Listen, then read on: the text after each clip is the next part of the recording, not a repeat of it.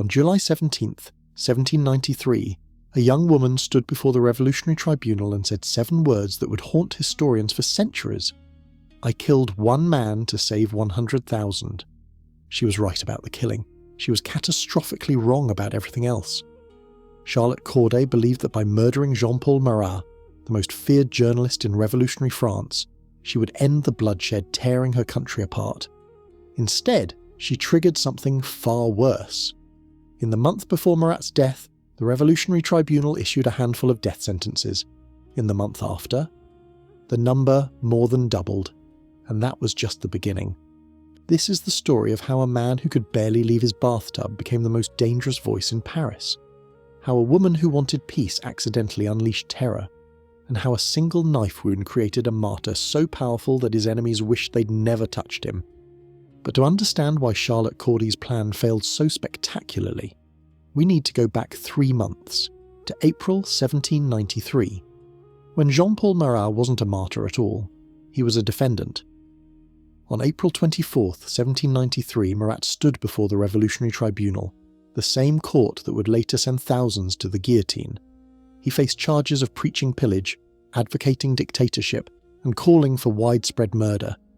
The evidence against him was damning. His own words printed in his newspaper, calling for perhaps 500,000 executions to save the revolution. The punishment, if convicted, was death. And yet, by the end of that day, Marat wouldn't be carried to the guillotine. He'd be carried through the streets of Paris on the shoulders of cheering crowds, a crown of laurel leaves pressed onto his head like a Roman emperor. How does a man facing execution walk out as a hero? And how does that same man, just 3 months later, end up bleeding to death in his own bathtub, murdered by someone who thought she was saving France? To understand any of this, you need to understand what France looked like in 1793, because it looked nothing like the country that had existed just 4 years earlier. The revolution had begun in 1789 with idealistic promises of liberty, equality and brotherhood. By 1793, that idealism had curdled into something darker. King Louis XVI was executed on January 21st of that year, his head separated from his body by the guillotine in front of a crowd of thousands. The monarchy was finished. But what would replace it? 2 factions fought for control of the National Convention, the body that governed revolutionary France. On one side were the Girondins, moderate republicans who wanted constitutional government, property rights, and a measured approach to revolutionary change. On the other side were the Montagnards, radicals who believed the revolution needed to move faster, strike harder, and show no mercy to its enemies. Jean-Paul Marat was the loudest, most extreme voice among the Montagnards, and his weapon wasn't a sword or a gun, it was a printing press. His newspaper, L'Ami du Peuple, the Friend of the People, was the most influential radical publication in Paris. In its pages, Marat named enemies, demanded executions, and spoke directly to the working-class sans-culottes who formed the revolution's militant base. When Marat wrote that heads needed to roll, heads often rolled. But here's what doesn't make sense about the official narrative of Marat as simply a bloodthirsty demagogue. This was a man who had spent 11 years in England practicing medicine, a man who had published serious works on optics, electricity and light, a man who had translated Isaac Newton's optics into French, even while disagreeing with Newton's theories. Jean-Paul Marat wasn't an uneducated mob leader, he was a physician, a scientist, and a genuine intellectual who had somehow become the face of revolutionary violence. And by early 1793 he was also a man in constant, excruciating pain. Sometime around 1788, Marat had developed a devastating skin condition.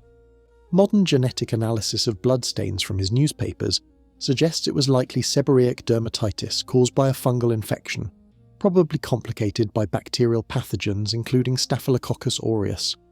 In human terms, his skin was covered in blisters and open sores that itched relentlessly. The condition started on his groin and spread outward, to his torso, his arms, his face. By 1793, Marat spent several hours every day immersed in a customized shoe-shaped bathtub filled with medicinal water. It was the only thing that gave him relief. Picture that for a moment. The most feared journalist in France, the man whose words could send aristocrats fleeing for their lives, conducting his political business from a bathtub, receiving visitors in the bath, editing articles in the bath, denouncing his enemies in the bath. The bathtub wasn't a quirk, it was a prison his own body had built for him, and it was from this unlikely position of power and vulnerability that Marat faced his trial. On April 13, 1793, the National Convention voted to send Marat before the Revolutionary Tribunal. The Girondins, his moderate enemies, had finally found a way to destroy him. The charges were serious. Marat was accused of preaching pillage and robbery. He was accused of advocating for a dictator, a military tribune who could bypass democratic processes, and most damningly, he was accused of calling for mass murder. This last charge was hard to refute.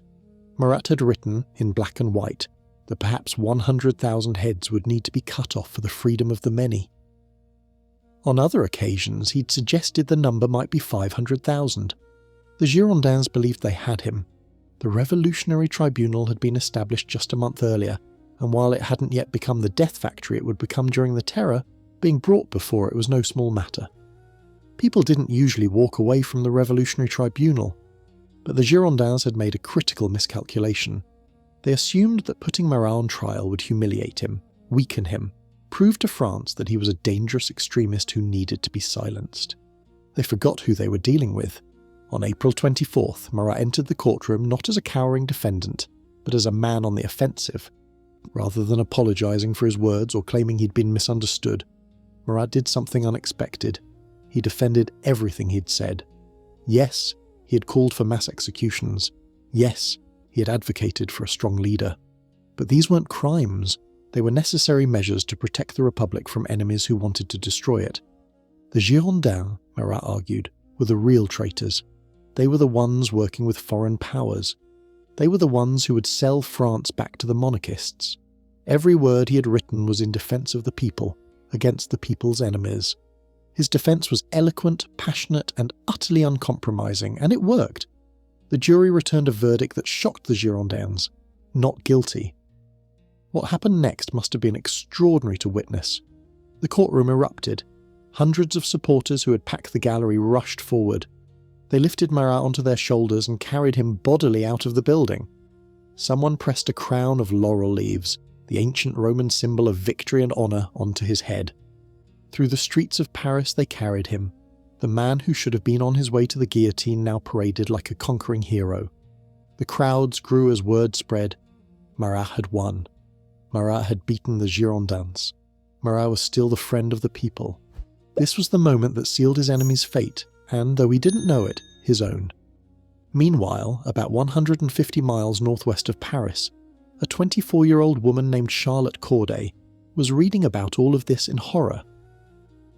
Charlotte Corday came from a different France than Marat's sans-culotte supporters. Born Marie-Anne Charlotte de Corday d'Armont, she was the fifth-generation descendant of the famous dramatist Pierre Corneille. Her family was poor, but they were nobility. She had been educated at the Abbé aux Dames convent in Caen, where the library gave her access to Plutarch, Rousseau and Voltaire. Corday considered herself a republican, but a moderate one. She believed in the revolution's ideals, but she was horrified by its methods, and no one horrified her more than Jean-Paul Marat. The previous September, Parisian mobs had stormed the prisons and massacred somewhere between 1,100 and 1,400 prisoners, mostly clergy and political prisoners. Corday blamed Marat directly. His inflammatory rhetoric in L'Ami du Peuple had incited the violence, she believed. Every new call for blood in his newspaper was another step toward destroying everything the revolution was supposed to represent. And now this man, this monster, had been acquitted. He was more powerful than ever. Among Corday's friends and acquaintances were several Girondin deputies, the very faction that had tried and failed to bring Marat down. When the political situation collapsed completely in late May and early June, when armed Parisian militants surrounded the National Convention and forced the expulsion of 29 Girondin deputies, several of those deputies fled to Caen. In Normandy, they hoped to raise armies and march on Paris. Charlotte Corday listened to their plans, but she was developing a plan of her own. What happened on May 31st through June 2nd, 1793, was nothing less than a political coup. The Montagnards, led by Robespierre, Danton, Saint-Just and Marat, had grown tired of fighting the Girondins through legislative manoeuvring, so they did something more direct. They mobilised the sans-culottes, tens of thousands of armed Parisian workers and militants, and surrounded the National Convention itself. The message was clear: expel the Girondin deputies or face the mob. The convention, under literal siege, voted to arrest 29 Girondin deputies and forced the resignation of 2 ministers. The moderates were finished. The radicals had won. Marat was instrumental in making this happen. He had called for the arrests in his newspaper. He had helped incite the insurrection. And now, in the aftermath, his faction controlled France. This moment, the fall of the Girondins, is often marked by historians as the true beginning of the Reign of Terror. Everything that came after flowed from this seizure of power. And here's the irony that makes this story so tragic. Just as Marat's political power reached its absolute peak, his body was failing him. The skin condition that had plagued him for years was getting worse. By June and July of 1793, Marat could barely leave his bathtub. He was spending more and more hours submerged in medicinal water trying to manage the constant pain and itching. His body was covered in sores. The physician who had spent years healing others couldn't heal himself. He conducted nearly all his business from the bathtub now. A wooden board placed across the tub served as his desk. He read newspapers, wrote articles, and received visitors, all while half submerged in water. Deputies from the convention came to consult with him. Sans-culotte leaders came to receive their orders. The friend of the people held court from his bathroom. On July 4th, 1793, just 9 days before his death, Marat made what would be his last significant political intervention.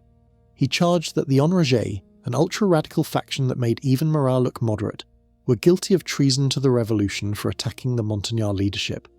Even dying, even confined to his bathtub, Marat was still fighting. Charlotte Corday left Caen for Paris on July 9th, 1793. She travelled alone. She told no one her true purpose. Her original plan had been dramatic, even theatrical. She intended to assassinate Marat in public, either during the Bastille Day celebrations on July 14th or in front of the National Convention itself.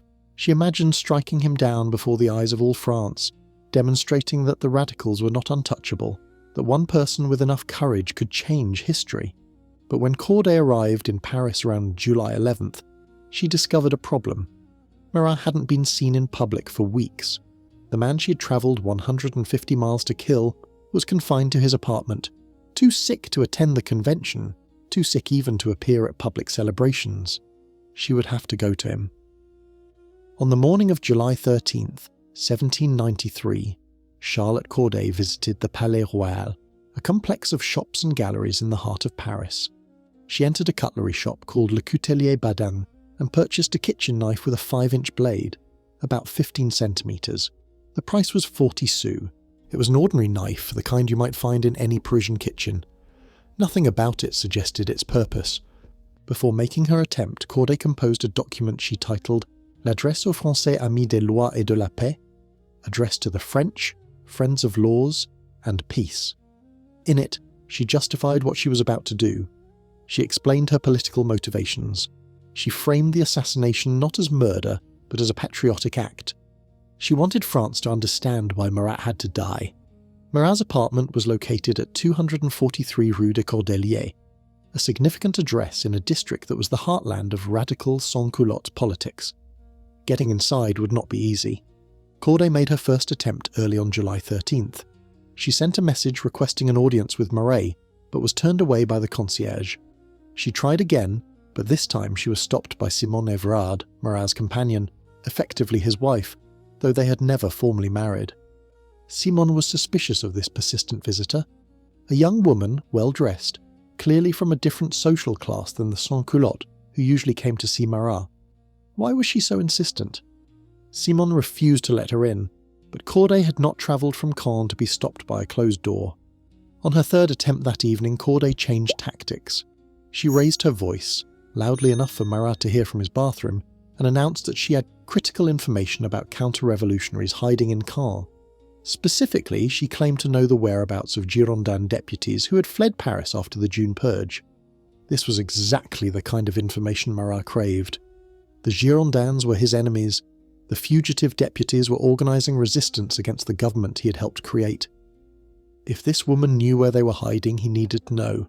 Against Simone's warnings, Marat called out, "Let the woman in!" Simone reluctantly led Corday through the apartment to the bathroom. The room was sparsely furnished. Marat lay in his distinctive shoe-shaped bathtub, the water clouded with whatever medicinal substances he used to treat his skin. A wooden board stretched across the tub, covered with papers, an inkwell, a quill pen. Even now, even receiving a stranger, he was working. Corday saw a man who looked nothing like the monster she had imagined. Marat was wasted by illness, his skin ravaged by sores, his body half submerged in water. He was smaller than she expected, more vulnerable. But she had not come this far to hesitate. The conversation lasted approximately 15 minutes. Marat questioned Corday about the supposed counter-revolutionaries in Caen. She provided names, real names of Girondin deputies who had indeed fled to that city.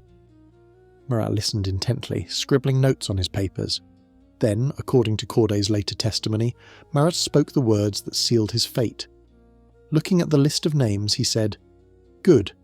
In a few days, I will have them all guillotined." More death, more blood, more heads rolling into baskets. While Marat was distracted by his writing, Corday reached beneath her dress and withdrew the kitchen knife. In one swift motion, she plunged the blade into Marat's right side just below the collarbone. The knife sank deep into his chest. Medical observers who later examined the wound noted its precision. Whether by luck or by some instinctive accuracy, Corday had struck something vital. Marat screamed in pain. He cried out, "À moi, ma chère amie! Help me, my beloved." Some accounts record it as, "Help me, dear friend." He grabbed the knife and tore it from his own chest, flinging it away. But it was already too late. Blood poured from the wound. He was bleeding faster than any help could arrive. Simone rushed back into the bathroom at Marat's scream. One look told her everything. She shrieked, "My God, he has been assassinated!" Neighbours came running. Laurent Barre, a man who distributed Marat's newspaper, was so enraged that he grabbed a chair and hurled it at Corday before tackling her to the ground. A dentist and a surgeon among the neighbours tried to lift Marat from the bathtub, tried to stop the bleeding, but their efforts were hopeless. Jean-Paul Marat died within minutes, possibly almost instantly. The wound was as effective as a guillotine blade. The friend of the people was dead. And Charlotte Corday? She made no attempt to escape. She sat quietly amid the chaos, enduring the insults and blows of Marat's neighbours, waiting for the authorities to arrive. When deputies from the National Convention came to interrogate her, she answered every question directly and honestly. She had come to Paris to kill Marat. She had acted alone. No one had helped her. There was no conspiracy. The deputies didn't believe her. Surely a woman couldn't have done this by herself. Surely the Girondins had sent her. They ordered her transferred to the Abbé prison, the same prison where, less than a year earlier, the September massacres had begun. Over the next 3 days, Corday was interrogated 3 times by Revolutionary Tribunal officials. Each time they pressed her to reveal her co-conspirators. Each time she insisted she had none. President Montané personally conducted 2 of these interrogations. He was convinced that Corday was merely a pawn in a larger Girondin plot. How else could a young woman have conceived and executed such an assassination? Surely there were letters, meetings, secret communications with the fugitive deputies. Corday maintained her story with unwavering consistency. She had made the decision herself. She had travelled alone. She had purchased the knife alone. She had entered Marat's apartment alone. She had killed him with no assistance from anyone. The tribunal's officials found her calm infuriating. They expected fear, confession, breakdown. Instead, they got dignity and an absolute refusal to implicate anyone else.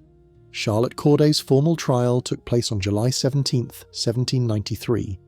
Just 4 days after the assassination, the courtroom was packed. Contemporary observers noted Corday's remarkable composure as she entered. They noted her beauty. They noted that she showed no sign of fear despite knowing exactly how this trial would end. The prosecutor, Fouquier-Tinville, presented the evidence. The cutler who sold her the knife testified. Witnesses from Marat's apartment described what they had seen.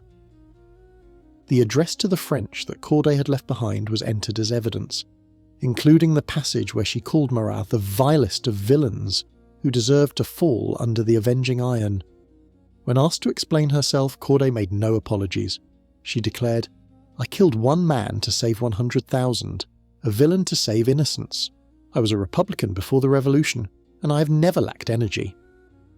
When the tribunal asked what she meant by energy, she elaborated, "That resolution which is given to people who put their private interests aside and who know how to sacrifice themselves bravely for their country." Even Camille Desmoulins, a radical Jacobin who had helped bring down the Girondins, admitted later that Corday's answers seemed to ridicule the people interrogating her.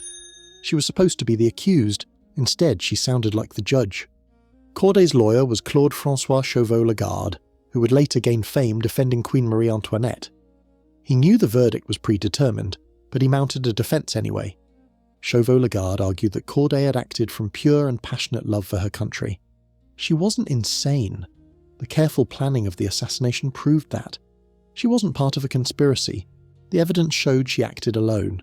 She was simply a woman who believed, rightly or wrongly, that killing one man could save many. The argument was eloquent. It changed nothing. The verdict was inevitable. Guilty. The sentence. Death by guillotine. Charlotte Corday was executed on the Place de Grève later that same afternoon. She was 24 years old, 10 days short of her 25th birthday. Contemporary accounts describe her extraordinary composure at the scaffold. She showed no fear as she mounted the platform. When the executioner's assistants began binding her feet, she initially resisted, believing it was meant as an insult. When they explained it was merely procedure, she submitted with what one witness called cheerful apology. As the executioners removed her neckerchief, observers noticed a blush of maidenly modesty cross her face. It was the last colour her face would show in life. Then the blade fell. What happened next became one of the revolution's most infamous moments. According to French press reports from the period, the executioner's assistant, a man named Legros, grabbed Corday's severed head by the hair and slapped it on the cheek. Witnesses claimed they saw the cheek redden under the blow. Was it a blush of anger from beyond death?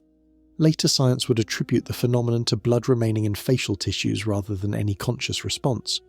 But the image was powerful enough to fuel decades of debate about consciousness after decapitation and to cement Corday's martyrdom in the minds of those who opposed the terror. The radical newspaper Père Duchesne, edited by Hébert, had actually demanded an execution more terrible than the guillotine for Corday, a sign of how enraged the radical faction was by the assassination. But in death, as in life, Charlotte Corday refused to give them the satisfaction of her fear. The Jacobin leadership recognised immediately what Marat's death meant. Alive, Marat had been unpredictable, chaotic, difficult to control. He had attacked even his own allies when he thought they were insufficiently committed to the revolution. He had been useful, but also dangerous. Dead, Marat was something far more valuable. A martyr. Jacques Louis David, the most famous painter in France and a personal friend of Marat, took charge of the funeral arrangements. He paid 7,500 livres, an enormous sum, for the best embalmer in Paris to prepare the body. By the evening of July 15th, Marat's embalmed body lay in state in the former church of the Cordelier Monastery, the meeting place of the Jacobin Club. David had orchestrated every detail. The body rested on a bier lined with flowers and draped with the revolutionary tricolour. On Marat's head was an oak crown, the classical symbol of virtue and civic honour. His body was wrapped in a white sheet, but deliberately arranged so that the red wound from Corday's knife remained visible. 2 stones, supposedly relics from the Bastille, were placed at the base of the bier. They were carved with a single word, Marat. The funeral procession that followed was a carefully staged performance. It incorporated elements of classical mythology and revolutionary symbolism, combining ancient Roman iconography with the trappings of the new secular religion of reason. It was, in effect, a canonization without a church. But David's greatest contribution to Marat's legend came not from the funeral, but from his studio. In the weeks after the assassination, he created what would become one of the most iconic paintings in history, The Death of Marat. The painting depicts Marat's corpse slumped over the edge of his bathtub, his head thrown back, his right arm dangling down toward the floor. In his left hand, he holds a letter, supposedly from Corday, the document that lured him to his death. In his right hand, he still clutches a quill pen, symbolising his role as a writer and a voice for the people. The knife lies on the floor, the wound is visible but not gruesome. David deliberately minimised the blood, transforming a brutal assassination into a scene of noble martyrdom. The composition draws on centuries of Christian iconography. Marat positioned like Christ taken down from the cross, his body arranged in a pose of sacrifice and suffering. David took a man who had called for hundreds of thousands of executions and transformed him into a secular saint. The painting was unveiled to enormous acclaim. Copies were distributed throughout France, and Marat, unpredictable and chaotic in life, became far more useful to the Jacobin leadership in death. This is where Charlotte Corday's assassination reveals its full tragic irony. She had killed Marat to end the bloodshed. She believed that removing the loudest voice calling for violence would allow moderate forces to regain control. She imagined that without Marat, the revolution might return to its idealistic origins. She was catastrophically wrong. In the month before Marat's death, the Revolutionary Tribunal issued a relatively small number of death sentences. In the month after his death, that number more than doubled. The assassination had not weakened the radicals, it had energized them. The Jacobin leadership used Marat's martyrdom to justify everything they did next. His death was proof, they argued, of Girondin conspiracy and counter-revolutionary plotting. If the enemies of the revolution were willing to assassinate the friend of the people, then clearly the revolution needed to strike harder, move faster, show no mercy. On September 5th, 1793, less than 2 months after Marat's death, the National Convention decreed that terror is the order of the day. The reign of terror had officially begun. The statistics tell the story. By the end of 1793, the Revolutionary Tribunal in Paris alone had issued 177 death sentences, a dramatic escalation from the earlier months of the year. But that was only the beginning.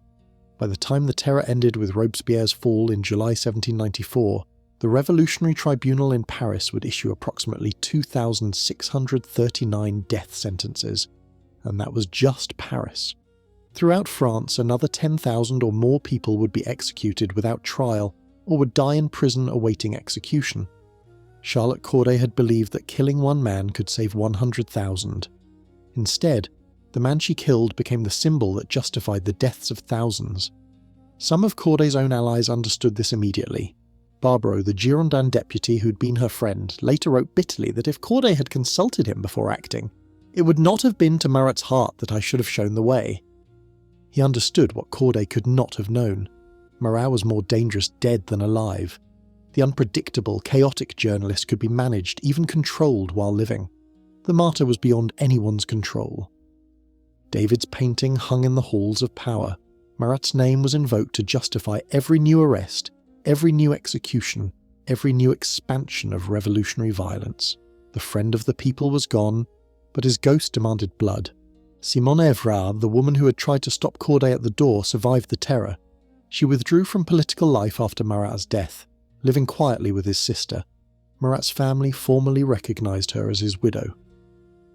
In a declaration that survived the chaos of the revolution, the surviving siblings wrote, "We declare, then, that it is with satisfaction that we fulfill the wishes of our brother in acknowledging the citoyenne Evrard as our sister, and that we shall hold as infamous those of our family, should such be found, that do not participate in the sentiments and esteem of gratitude we feel towards her." It was a small grace note of humanity in a story otherwise defined by violence. Marat and Corday left opposite legacies that somehow mirror each other. To radical revolutionaries and those who sympathised with the sans-culottes, Marat remained a martyr, a man who had given his life fighting for the people against the forces of reaction. Statues were erected. Streets were named.